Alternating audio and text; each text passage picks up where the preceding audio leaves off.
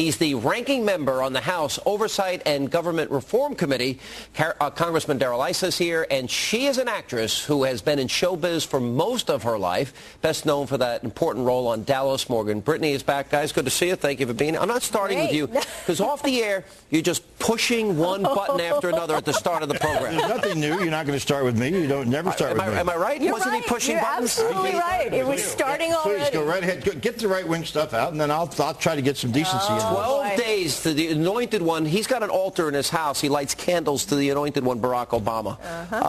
12 days he gets nominated for a Peace Prize. Why? What did he accomplish? What did he do? For 12 days he wasn't George W. Bush. That was enough. That was it.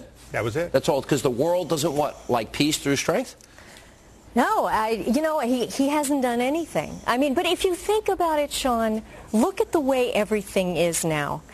Nobody excels anymore. Nobody strives to excel anymore, it seems like to me. Yeah. They want to take away your money and give it to somebody else who hasn't worked for it. So why shouldn't he does? No, liberals are very generous with our money. Listen, if I could I get some? I'm not up to you. Sorry. I'm not going to get to you. Of course not. We don't want any facts here. No, wait a second. Here's what I think he should do. If he wants to score some points, you know what he should do? He should go and absolutely give it to the troops. Yeah, well, he's not going to do that because it's too important to him. All right. Cool. Am I going to be able to say something for just about 30 seconds? Thank you. 22. First of all,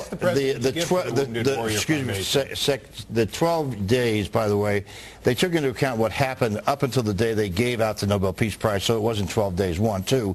In the course of a year, there have been serious negotiations finally in the Middle East, serious negotiations in North Korea. Iran, which you all kick around, you guys know nothing about, obviously. The Iranians agreed to send their nuclear material to make the bomb you're so worried about to France and Russia. A huge breakthrough. Did you ever talk about it in this show? Did you guys ever talk about it in Congress? Wait a second. And let me just ask you this very quickly. That's 5 seconds. And a half. 5 seconds. Name me one person in 2009 who deserves it besides him. George Bush. General Petraeus. In 2009, General right now. Petraeus. In 2009. Yes. General Petraeus deserves the Nobel Peace Prize? I think so. I think Bill Clinton hasn't gotten his due for an incredible amount of effort to actually bring the parties together at the end of his administration in the Middle East. Okay, look, I'm glad to see you say if you want to talk effort that didn't lead to outcome.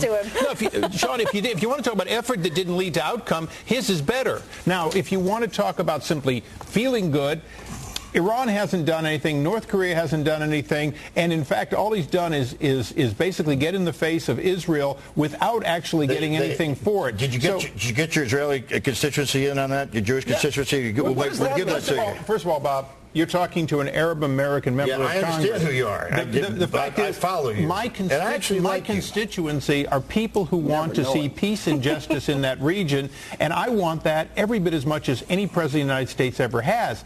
I would do nothing to ever stop the president from engaging with the Palestinians and all the other parties, including the Israelis, to make a peace, including ending settlements. But he hasn't done anything successfully there, Bob. The Iranians agreed to send their fissure material to the Soviet Union or France. That is a huge deal. Do you give him any credit for that? You can send... Because George Bush refused to talk to them. First of all, you can send your fissile material after you've already made your bomb with the centrifuge, which is what they've been doing. That is absolutely wrong. He does not have them stopping you guys their are getting too into the minutia. Okay, let me just move the ball. That's enough for a Nobel Prize. I think this had more to do with the fact that he attacked his country. More to do with the fact that he referred to America as arrogant, that he apologized for America. Exactly. And Bob, listen, he knew himself when he gave that speech. He knew himself he didn't deserve it. He did. I agree that he did say. I don't think that this... Exactly. Now, I agree with that. But one of the things I want to dispel here is that this is all a bunch of liberals on the Nobel Peace Committee. 3 of them are more conservative than you are. Number one. So just so you keep that in mind, before all you out there say a bunch of commies gave this away, as I hear you right-wingers say, it's not true. Do you notice that Bob has imaginary conversation with people that you don't even know? Who are you talking to? Every time I listen to you. I listen to you on the radio and Rush on the radio, and you all say, oh, a bunch of lefty commies in the committee wanted to give it away to them. They're not a bunch of left-wing commies on the committee. Yes, they are. You have no idea what you're talking about. If you want to win them over, don't shake your finger at conservatives. We've had that. Why? Which finger? All All right, we continue with our great American panel. All right, Rush Limbaugh was on the Today Show earlier today, and as always, Rush nails it. Here it is. Were you moved in any way to see an African-American elected president? Yeah, but I got over it very quickly. I mean, he's president of the United States. His skin color doesn't matter to me. His policies are what matter. The idea that we've had a very historic thing was wonderful when it happened. Absolutely. But I'll be honest with you, I predicted to you it was going to exacerbate racial problems, and it has. Any criticism of President Obama is going to be said to be oriented in racism.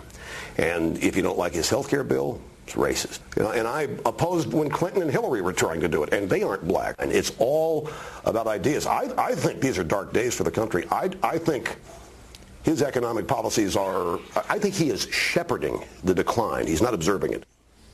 I think that Russia's right, and that and it was interesting. Charles Krauthammer has an 8-page piece talking about the decline in America as a result of Obama's policies. I agree with him. Yeah. We can change it, but we are in a decline economically, foreign policy. I think. I read all 8 pages of that 3 times, and Charles has never been more wrong in his life. Let me just make this point. You have criticized Barack Obama, and you don't have a racist bone in your body. No, I don't. You have criticized Barack Obama, and I do not believe you have a racist bone in your body, nor do you.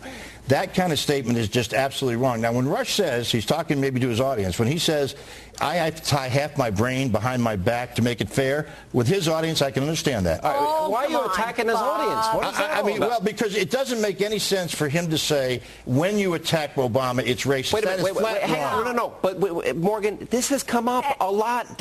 Now that he is in trouble. Everything, if you disagree with a policy, if you disagree, even Acorn, it's racist. It's racist. Who said Bertha Lewis said it. Okay, but of the left, I mean, do you think the majority of the left believes that? But Bob, turn it around. Enough people have said it. Bob, I don't know. Turn your statement around. Jimmy Carter, is President Clinton. And I spoke to President Carter about that very subject, by the way. We'll take ex-presidents and everyone else aside.